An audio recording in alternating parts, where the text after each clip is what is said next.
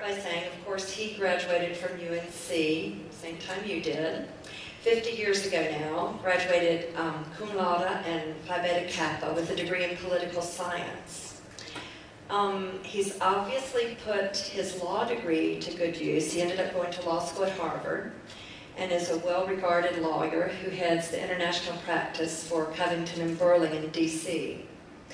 Second, he's had a career in public policy, serving 3 different presidents, beginning in the Johnson administration.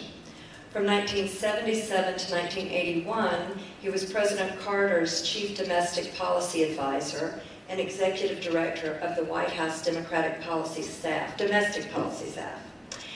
Then he was President Clinton's Deputy Secretary of the Treasury, Undersecretary of State for Economic, Business, and Agricultural Affairs, and also served as the Undersecretary of Commerce for International Trade at the International Trade Administration. He has served as the United States Ambassador to the European Union from 1993 to 1996 and is co-chairman of the European American Business Council. Third, he's been very involved with the Jewish community in past decades, working for more recognition of the Holocaust, including the building of the Holocaust Memorial in Washington, and working to repatriate assets lost in the Holocaust. He is the author of 2 books, Insufficient Justice and The Future of the Jews, History and Challenges Going Forward. In 2008, Ambassador Stuart E. Eizenstat Distinguished Professorship in Jewish History and Culture was endowed in Eisenstat's honor at Carolina. For his work, he's received the Courage and Conscience Award from the Government of Israel, the Knight Commander's Cross, Badge and Star of the Order of Merit of the Federal Republic of Germany, the French Legion of Honor from the Government of France, and the International Advocate for Peace Award from the Cardozo Journal of Conflict Resolution. I'm sure I've left out other awards, but wanting to leave the most time for Stu Eizenstat to speak, I hope you will join me now in welcoming him to the stage.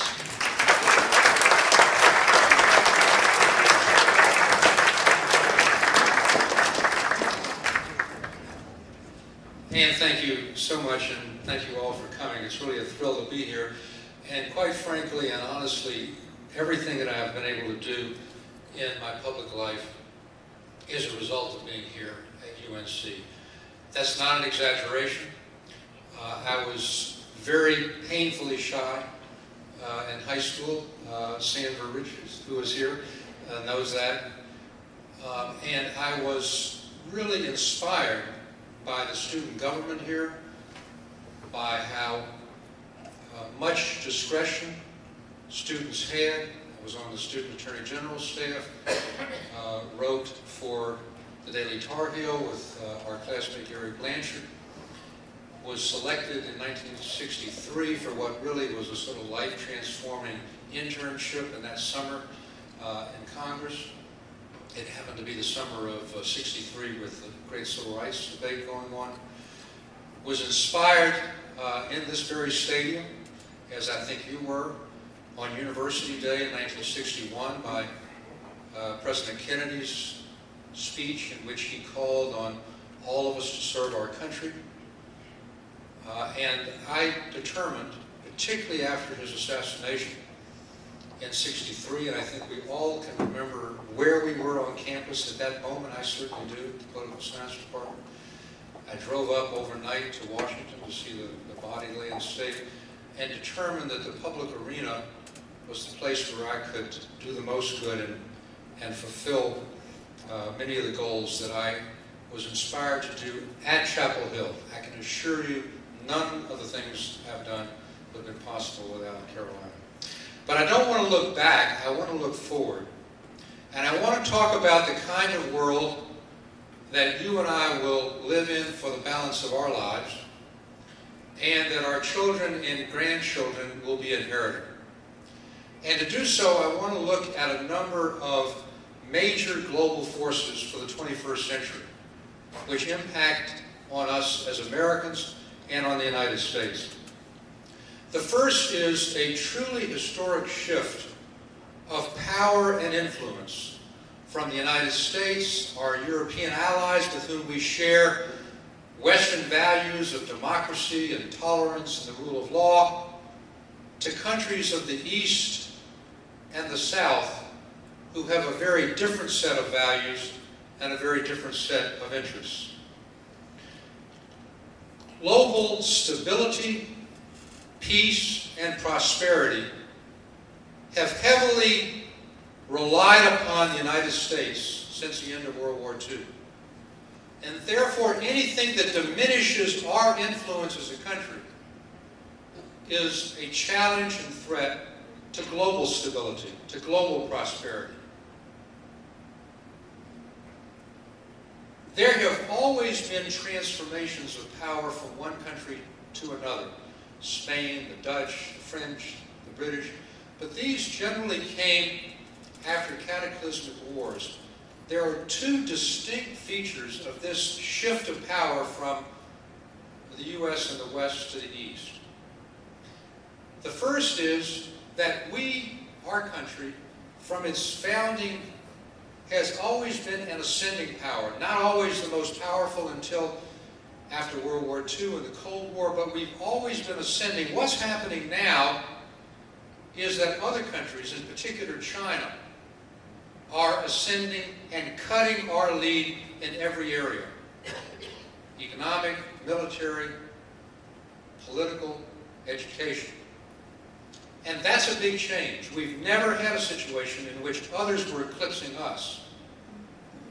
And the second major feature of this shift of power, which is unique, is that we're not simply shifting from one country to another. There are a multiplicity of countries, all rising at the same time, all seeking their day in the sun, and complicating the capacity of the United States to form coalitions for peace, stability, and the projection of democracy. So we have the so-called BRIC countries of Brazil, Russia, India, and China. Thailand, Indonesia, the Asian tiger countries, Turkey, all at the same time are merging. And the dramatic figures are really something to behold, because 2012 was the first year in history in which more than half of all global growth occurred outside of Western countries.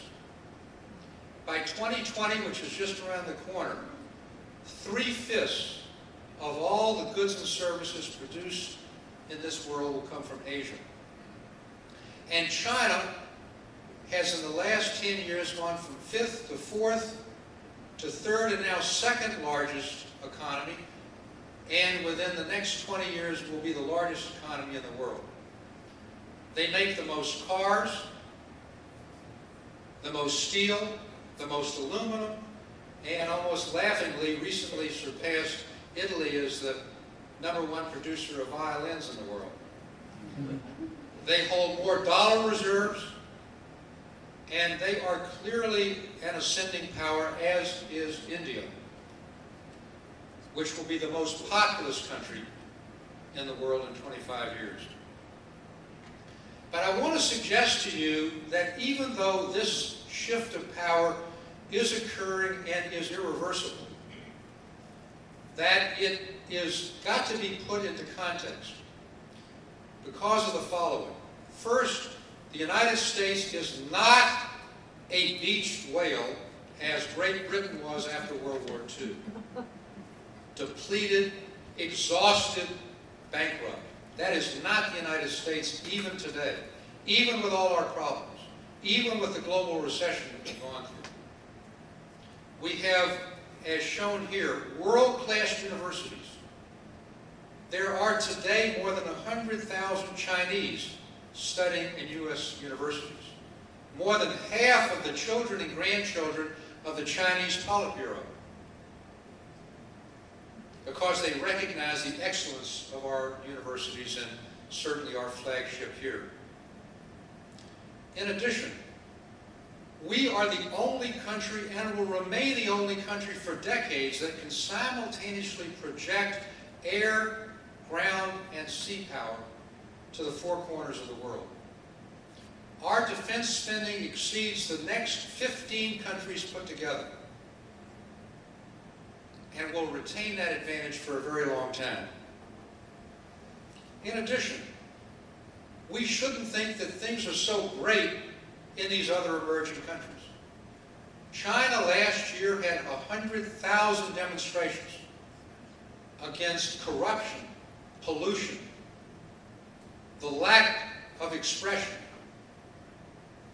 And the reason that we continue to be the innovators, why the Facebooks and Intels and Microsofts and Googles are not innovating from China, they're innovating here, is because we allow free expression, free access to the internet, freedom of thought, what we've all learned from our days in Carolina. In addition, there is a game changer happening right before our eyes that will at least arrest, if not reverse, this shift of power. It's one that if I were talking to you 5 years ago, I wouldn't have even thought of mentioning. But it is a profound, genuine, totally positive revolution for the United States, and that is energy. Through the use of good old-fashioned American technology called hydraulic fracturing or fracking of shale rock that goes from North Dakota, New York State, Pennsylvania, all the way down to Texas. There is more shale oil in North Dakota than in the whole country of Saudi Arabia. And within 3 years, we're not talking about pipe dreams, within 3 years, the United States of America will be the #1 producer of natural gas in the world. Indeed, if the Ukrainian crisis, which I'm going to conclude on, had happened 10 years from now, we could have supplanted everything that Russia is supplying to Europe. There is a facility being built right now in Louisiana, and when it's completed fully in 2017, it'll supply 1/6 of all the natural gas that Europe uses, and there are 25 plants on the drawing boards which need expedited approval from the administration to get this natural gas to the rest of the world, which has huge geopolitical but also economic impacts. Why did Intel, why did Apple, why did Siemens just announce massive investments in the United States? It's because of cheap natural gas. Our energy prices are now 200% cheaper than Asia and 300% cheaper than Europe. And it's not just natural gas, it's crude oil.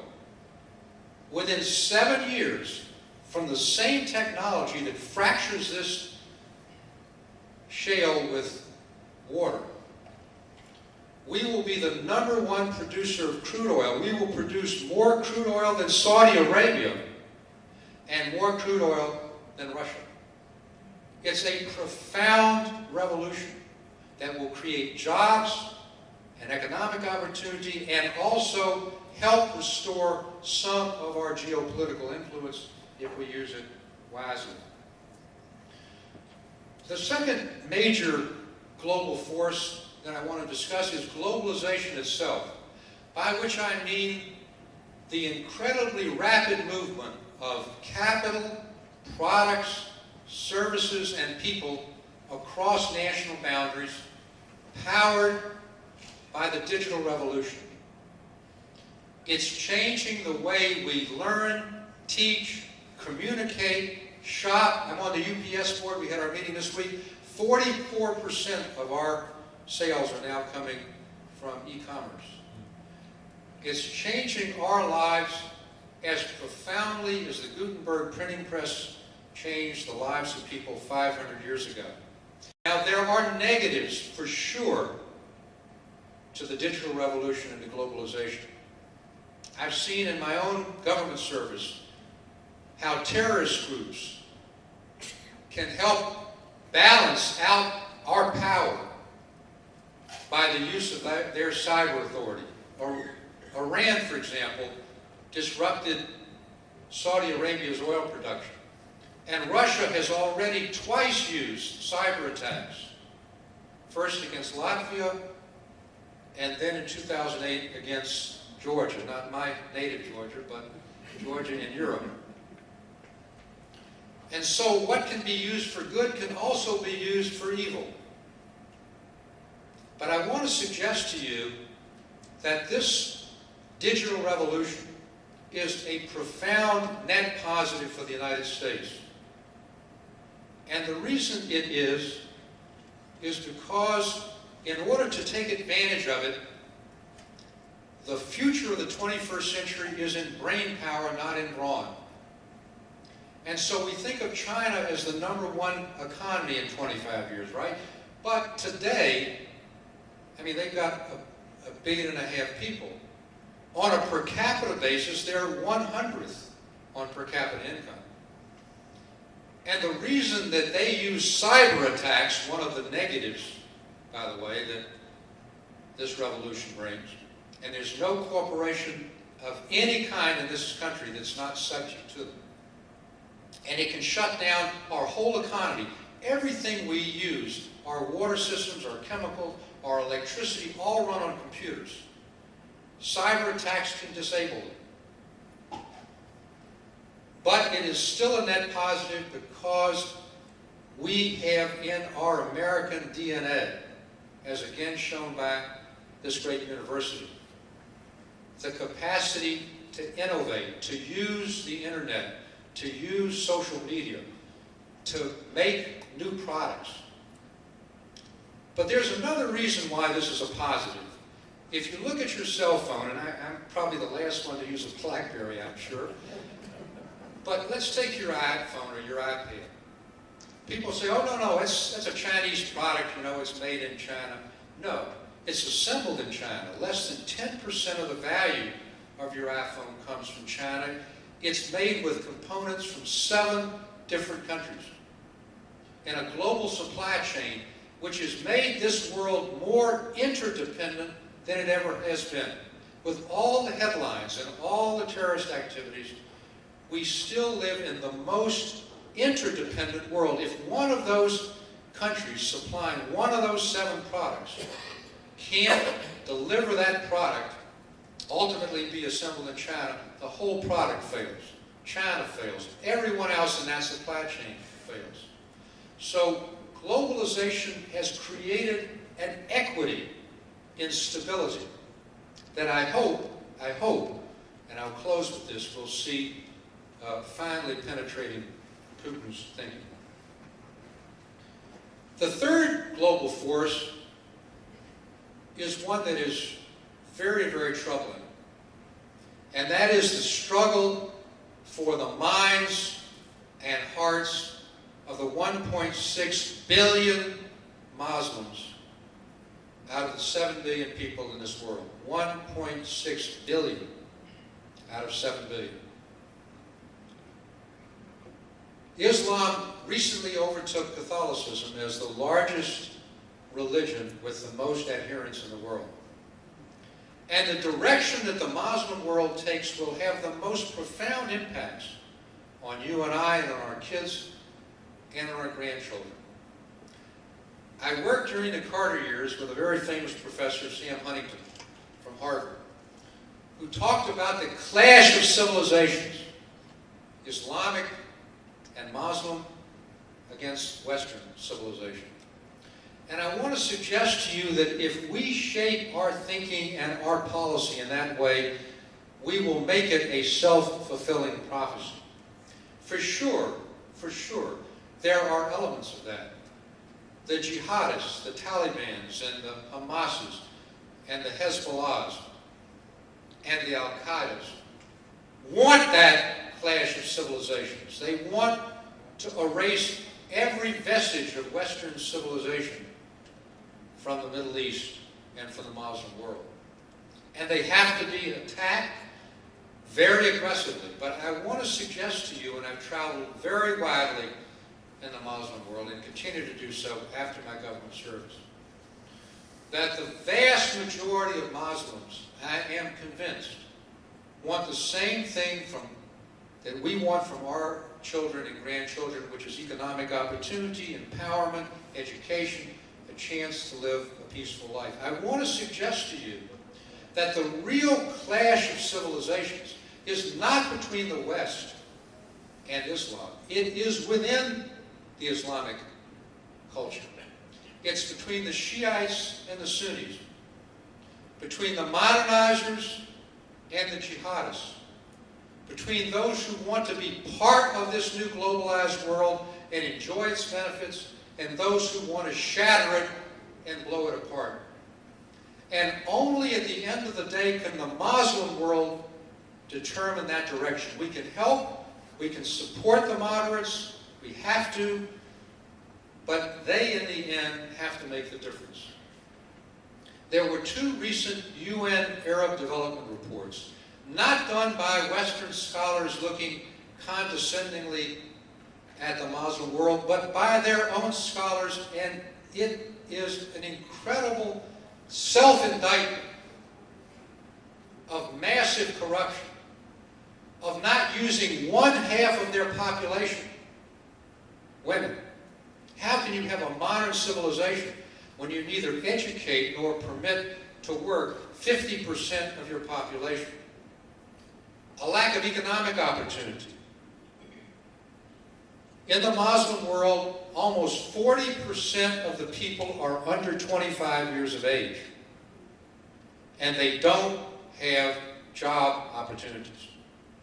It was a powder keg waiting to happen.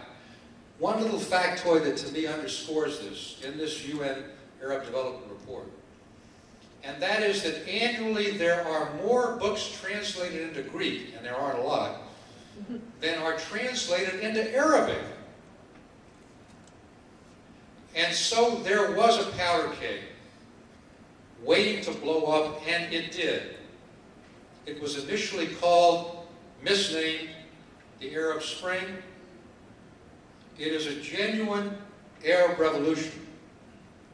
And like many revolutions, including the French Revolution, it will take decades to sort itself out, because there was a power vacuum created by the autocratic governments we supported, and now that vacuum is being filled by a whole host of people, but it's not being filled as we had hoped it would be when we called it the Arab Spring, by the young Google generation who brought that revolution on, the YouTube kids who showed at Tahrir Square in Cairo what it meant to have free expression.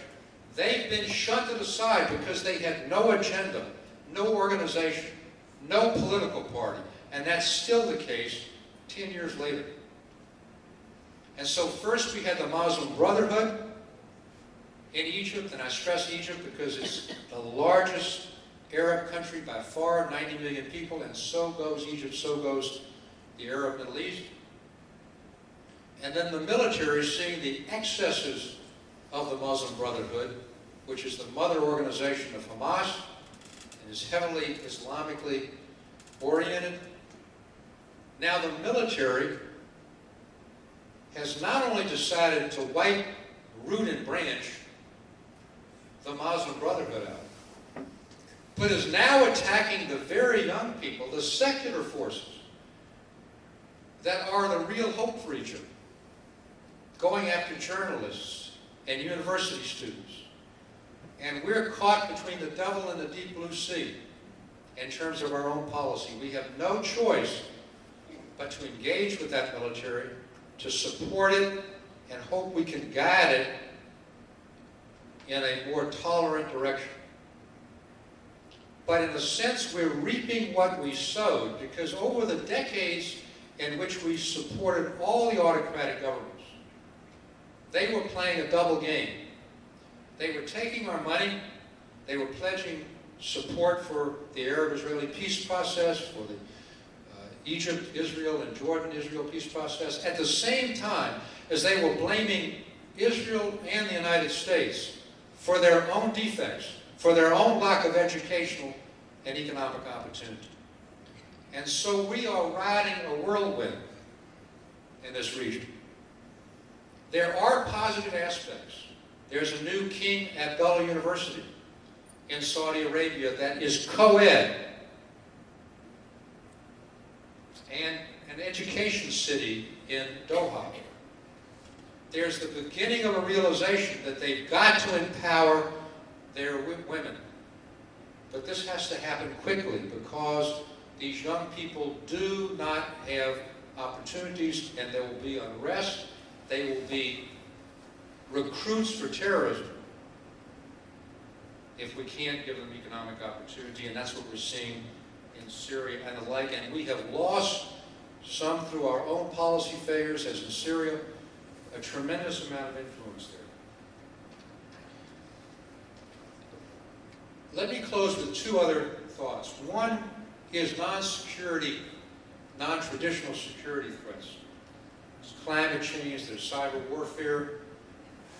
I want to talk about the nuclear issue in Iran, however, but I do want to say this on cyber warfare.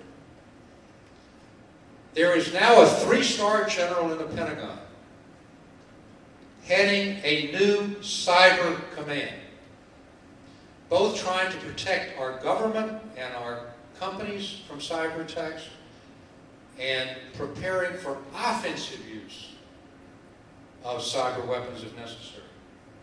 But I want to close with talking about the nuclear issue in Iran and then on Ukraine, which is on everyone's mind. It looked as if after the end of the Cold War we were entering a very benign environment in terms of nuclear proliferation. Countries like Argentina, Brazil, Ukraine itself, Kazakhstan, Belarus, South Africa, Taiwan, all forswore their nuclear capacities.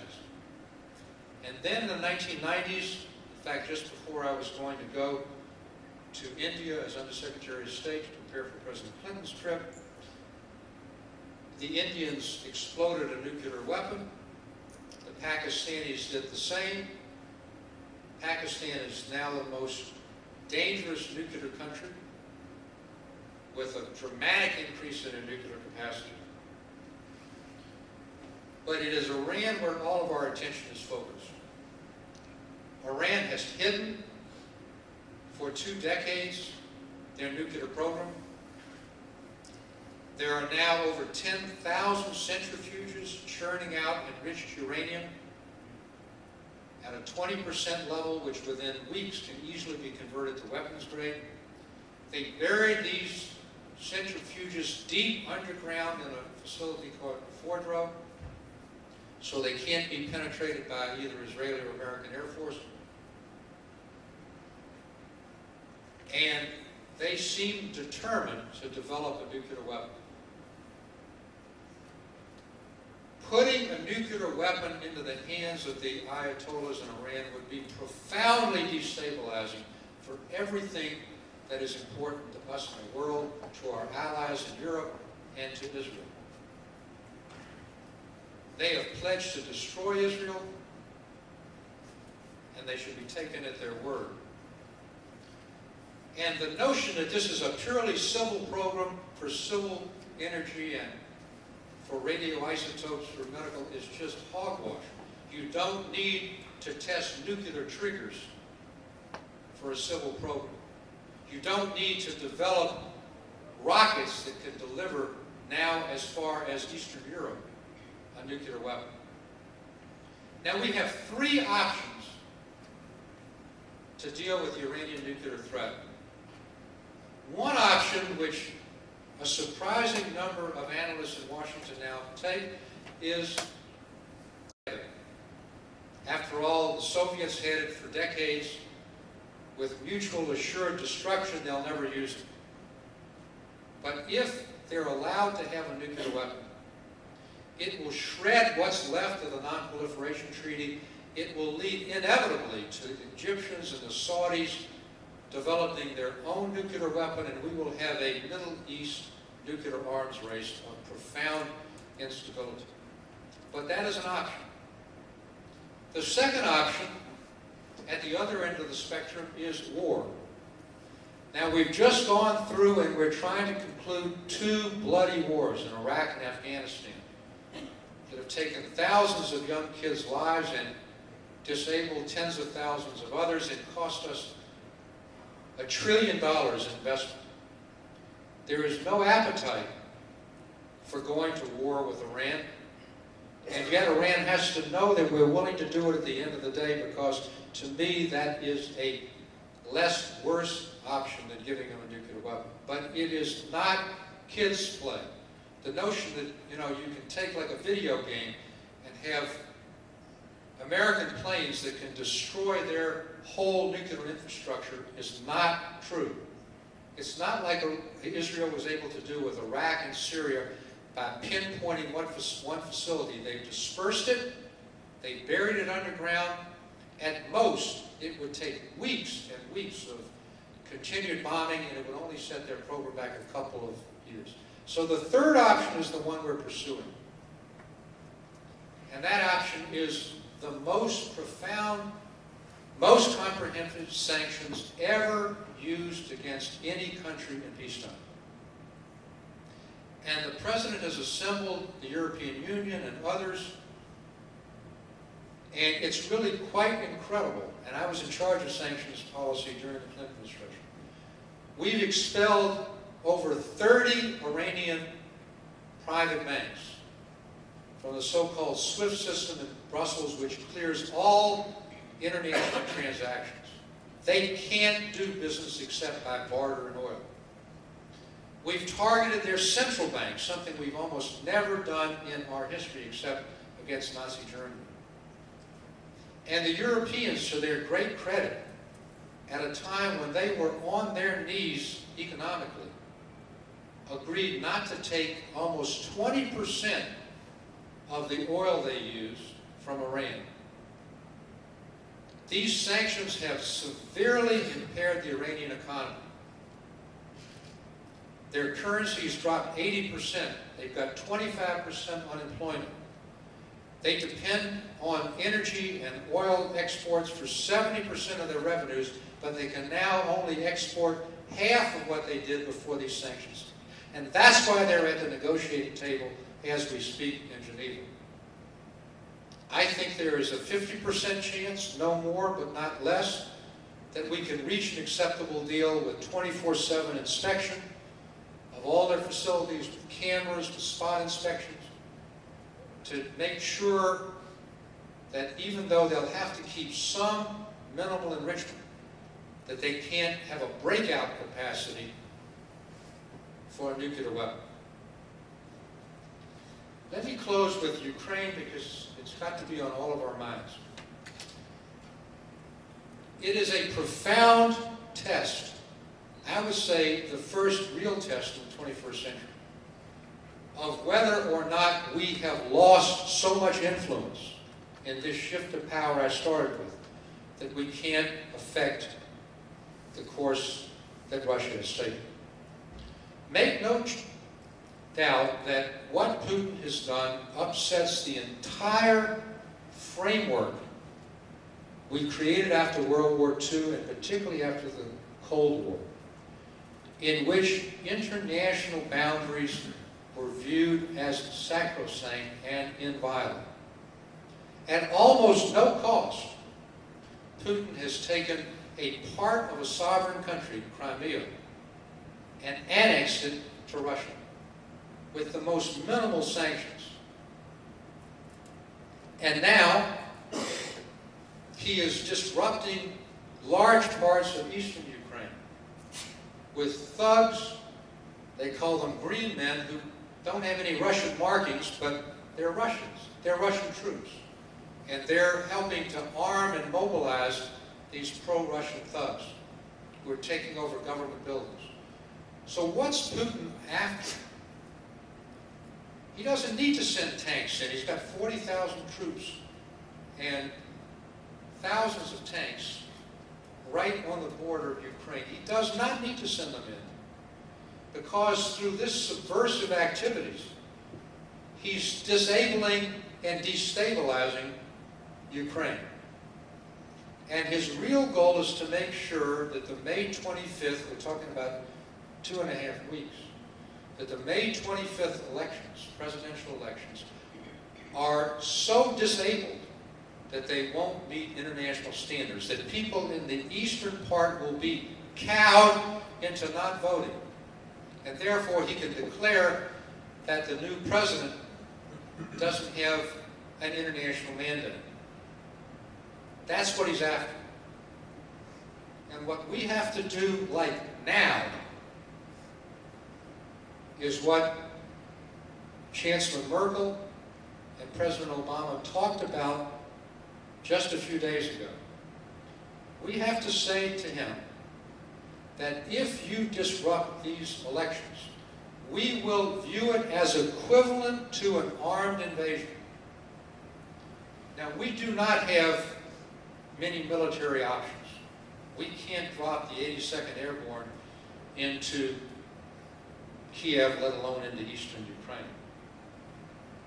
But there are things we can do because Russia is part of this globalized, interdependent world.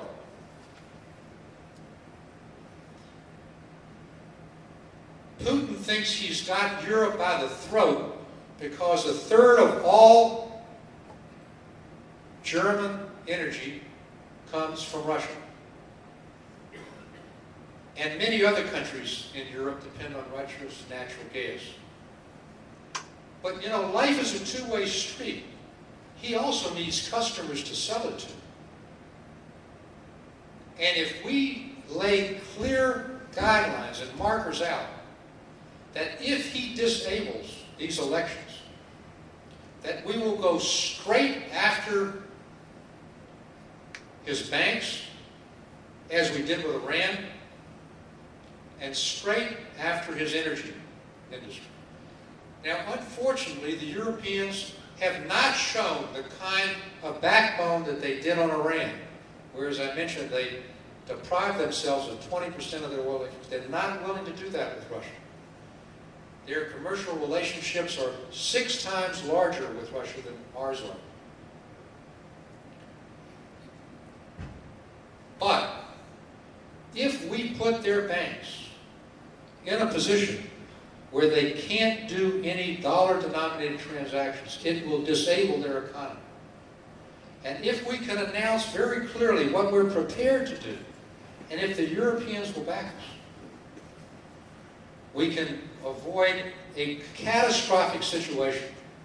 And don't think that the Ukraine is just a one-time thing.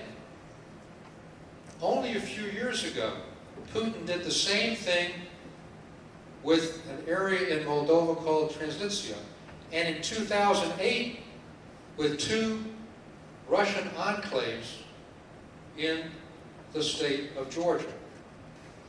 This is the 3rd time, and there'll be a 4th and a 5th if he sees the West as weak and unwilling to act. In addition, the European Union has not followed through on their pledge to spend at least 2% of their gross domestic product on defense spending. We spend over 4%, they're spending 1.5%. They've got to rebuild their military. We've got to strengthen NATO's capacity. We've got to forward deploy forces now to Hungary, to the Czech Republic, to Poland, to the Baltic states, because Putin understands muscle. We've got to put an aircraft carrier in the Mediterranean and in the Baltic. Not because we want a conflict, but to avoid one. A lot rides on what happens in the next few weeks. The kind of world we want, all the positive things that can happen from globalization, from the energy revolution. And don't think that the rest of the world is not looking to see who blinks. It will have an impact on the direction of the Muslim world. It will have a profound impact on our influence in the world. So my hope is that we and the Europeans will reassert the very Western values that brought unparalleled prosperity since you and I graduated from this great university 50 years ago. And we have to hope that when our grandchildren are sitting in these chairs 50 years from now, that we will have taken the kind of action today that will give them the kind of world that they deserve and that we dream of giving them. Thank you, and I'll be glad to take it.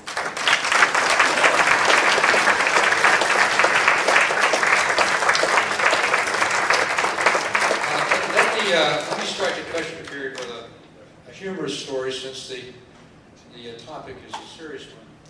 When I was in the White House with President Carter, one of the senators with whom I dealt most was a very colorful senator, Russell Long from Louisiana. And if you remember your early 20th century history, his father, the Kingfish, Huey Long, was governor in the late 20s and early 30s, was even more colorful. And so Russell told me the following story that occurred when his papa was governor and he was a young lad growing up in the governor's mansion in Baton Rouge. He said, Papa came home one night just stone cold drunk and staggered up the stairs of the governor's mansion, and with a very shaky hand finally got the key and the keyhole to the line and opened the door, and Russell on the other side of the door holding on to Mama's apron strings, his mother and the governor's wife, sees Papa just collapse in the foyer. And Mama, with her hands crossed, looks sternly down for an explanation as to how this state of affairs could have occurred to the governor of the great state of Louisiana. And Russell said, Papa, without pause, said, Mama, I've completed my prepared remarks. I'll now take questions from the floor.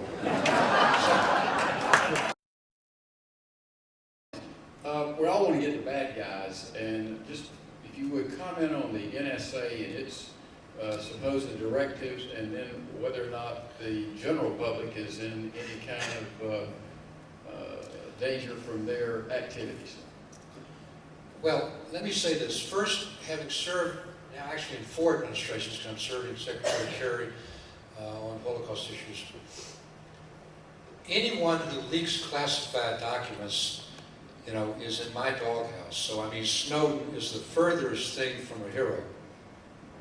However, what was disclosed is itself profoundly concerning. Now, let me try to deal with this at a couple of levels. The notion that other countries don't, including friendly countries, don't spy on us, and we're the only ones that spy on others, is just ridiculous. When I went to Brussels in 1993, and I sat down at my desk as ambassador to the European Union, the first thing I was told was, Stu, if you want to have any sensitive discussion, don't have it at your desk. We've got a safe room downstairs, which is insulated, because people are listening. And that's 20 years ago. It's much more sophisticated now. That's the first point. We're better at it, but it's going on all the time. Second, just because you can do something doesn't mean you should do something. So it was nonsensical for the NSA to be bugging the cell phone of Chancellor Merkel. What good did that do?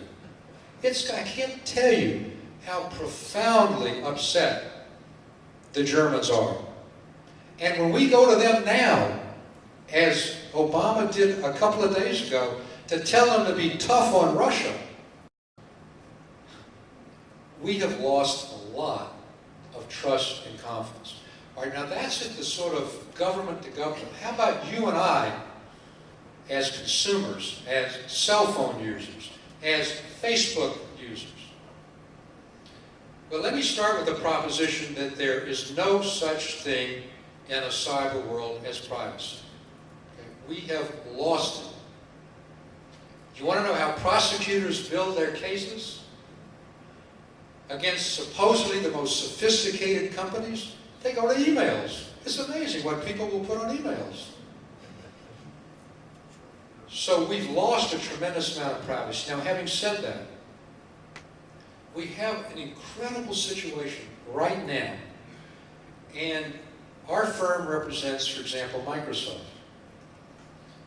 And these companies are saying to our government, to their government, by these backdoor ways in which you got data from us without our knowing it, without going through a proper procedure, and there is a proper procedure.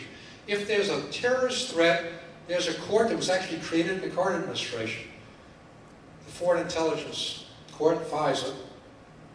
You go to a judge, you ask for a warrant, you say, we think that Stuart Eizenstat's talking to somebody, even if he doesn't know it, who may be a terrorist, and that's the way to do it.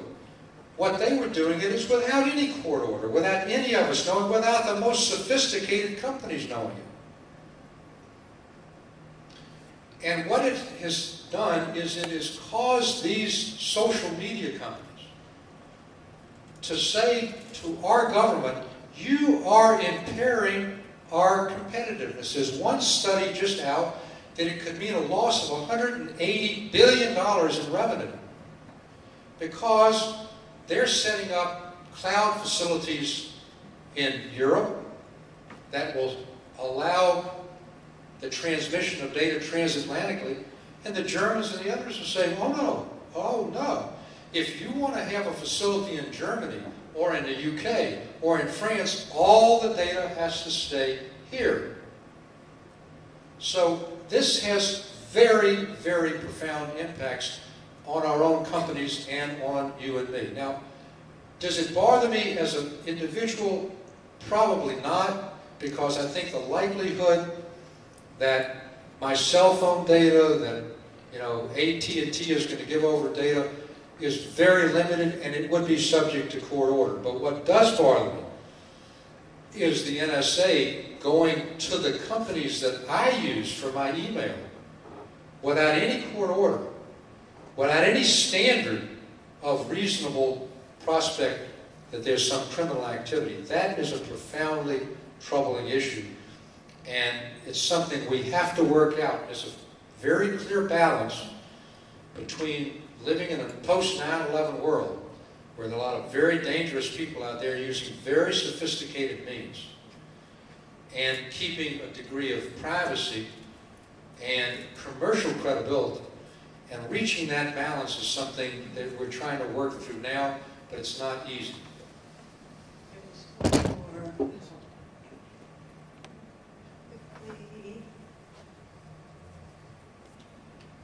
Stu, I just want to make a quick statement to you and ask you a question. First of all, I think we've been the beneficiaries of a very interesting, informative, and excellent presentation. Thank you for that. Well, I wish Professor Prothro was still alive to hear that. Thank you for that and your public service. Secondly, going back to the Ukraine, you talked about the necessity for the European Union backing us and supporting us. What are the consequences to us if they don't do that? Let's look at Ukraine in the same context that I was talking about the Islamic world, where I said that at the end of the day, it's really a struggle within the Islamic world, that they have to come to terms with their own future. They have to give their young kids and their women opportunities. We can help, but they have to do it. Ukraine is a profoundly dysfunctional country. It stands 144th in the Transparency International ranking for corruption. And so we're talking about assembling a massive program from the EU. Our Congress just appropriated $1 billion, getting the International Monetary Fund. Is that money going to be used to line somebody's pocket or to help those young people in Maiden Square who are demonstrating? One of the reasons why these thugs in Eastern Europe, Larry, and in Eastern Ukraine are able to keep the Ukrainian military out is Russia pays the thugs to pay the military, the Ukrainian military. So we can only do so much. I truly believe, you have to be optimistic in this business, that the Europeans will come along. That when Merkel said at the White House this very week that if these elections are not permitted to go forward in a free and open way. That as much as she doesn't want it, we will have to act. And if act means something more than what they've done so far, which is just add in Humphrey Bogart's term, the usual suspects. They put a couple of people on the visa list and asset freezes who don't intend to come to Miami anyway. So don't tell me that you're just going to add another 25 or 50 people. This is for real. You've got to go after these sectors directly. I hope and I believe that they will, but I have to say that I'm prepared to be disappointed, and if they don't, then we have a really profound competitiveness problem. But I think that at the end of the day, we have to act ourselves. If we and we've already put 2 Russian banks on the sanctions list, one of which, Bank Rossiya, is Putin's own bank. And by the way, you and I should have such a bank account as he has, okay? We've already done that. But if we go further, and I think we will, even if the Europeans don't, and we basically say, no Russian banks can deal in any dollar-denominated transactions. Even if they don't want to, the Europeans have to obey that because, they deal in dollar-denominated transactions. If they start playing around with it, they get on the sanctions list. Can I be certain? No, because what happened just last week in the midst of all this, the CEO of Siemens goes to Moscow, sees Putin in the Kremlin, and says, don't worry, we're going to keep all of our business with you regardless. So we're facing a lot of challenges. I hope and believe the EU will come along. They just 4 or 5 days ago, gave themselves the authority, the legal authority, to go after these individual sectors, which we already have.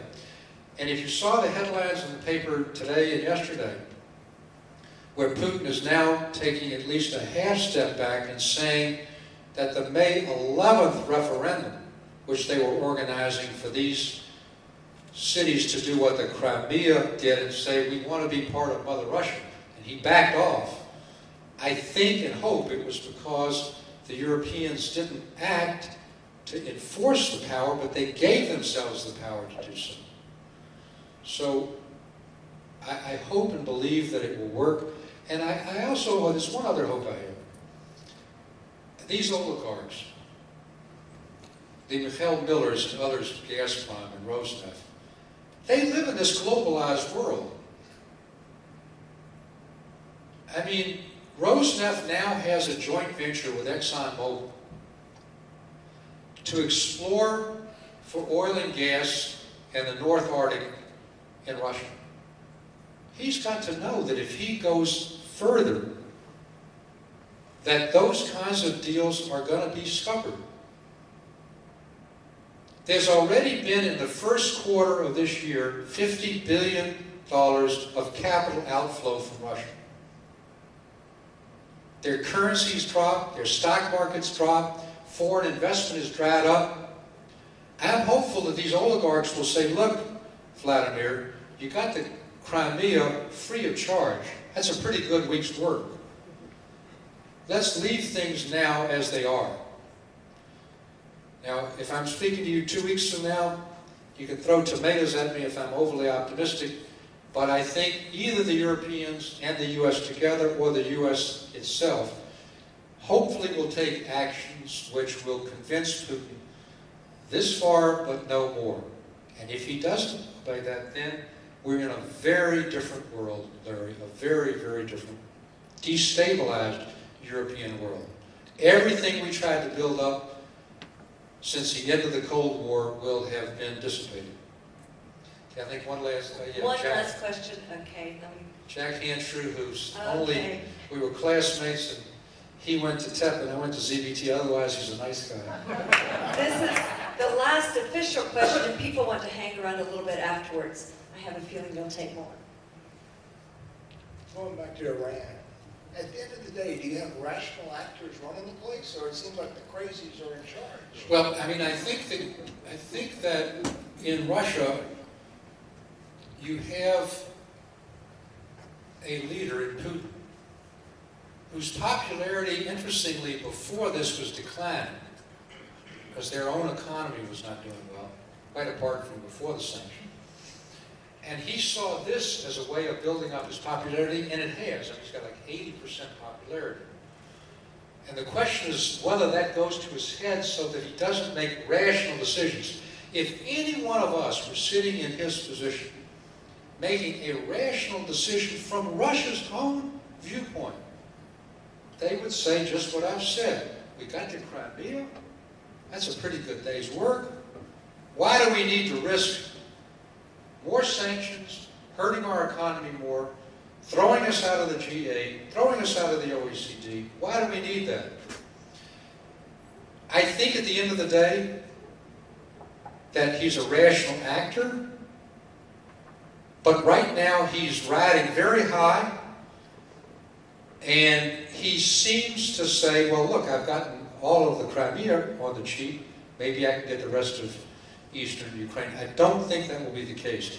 Now, in Iran, are we dealing with rational actors? Yes and no. With the government, with the Rouhani government, with the foreign minister, we are dealing with rational actors. With Khomeini and the Revolutionary Guard, we are dealing with irrational actors. But even then, they just had an election. The message of that election, which, by the way, was a free election, it was a genuinely free election in Iran. Iran has a very educated population. Women are educated, women work. A turnout of almost 75%, and they voted for moderation. They voted to rejoin the world. And I'm hopeful, Jack, that the supreme leader will say, well, you know, ultimately, I've got to also be sensitive to public opinion. And if I diverge and I let these sanctions continue to erode our own economy, our own economic opportunity, maybe I'm at risk. And so far, he's given his government the lead to negotiate. We'll know again in a couple of months whether the rational side prevails or not. Thank you so much.